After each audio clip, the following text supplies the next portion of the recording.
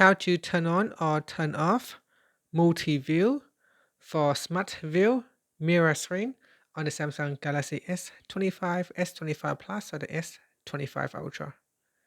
First, tap on the home button to return back to the home screen.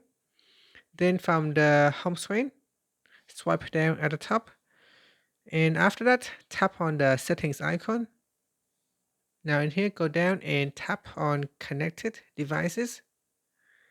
Then scroll down and tap on smart view. Next, connect to your TV. Once you have start the mirror screen, you can see there is a floating button right here. This button allows you to control your smart view. So tap on the button and then tap on multi-view. Tap on the toggle button will turn on multi-view. And after that, you can tap on multi-view controls.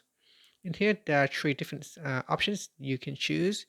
You can choose screen size, picture in picture, or select screen.